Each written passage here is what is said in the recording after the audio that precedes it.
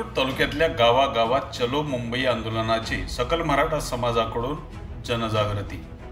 मराठा समाजाला आरक्षण द्या यासाठी येत्या 29 ऑगस्ट रोजी संघर्ष योद्धा मनोज जरांगे पाटील हे मुंबई येथे उपोषणासाठी जाणार आहेत। त्यांच्यासोबत मोठ्या संख्येने मुंबईला जाण्याचा निर्धार लातूरच्या जळकोट तालुक्यातील सकल मराठा समाजाकडून करण्यात आला आहे।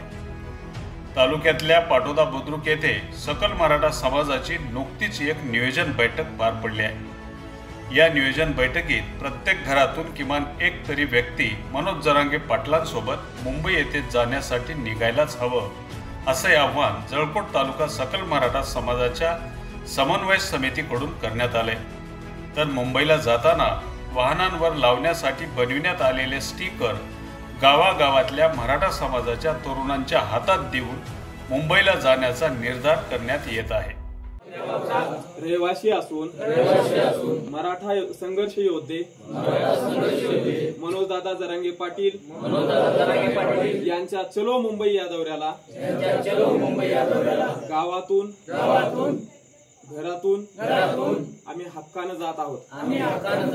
विशेष म्हणजे जोपर्यंत मराठा समाजाला आरक्षण मिळणार नाही तोपर्यंत पाटोदा गावचा रहिवासी वापस येणार नाही।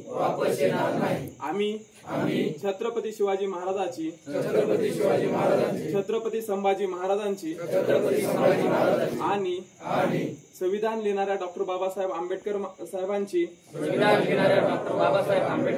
शपथ घेऊन आज सांगतो आमच्या गावातून एक का होना गाडीचं आम्ही नियोजन करून गाडी घेऊन येत आहे मुंबईला।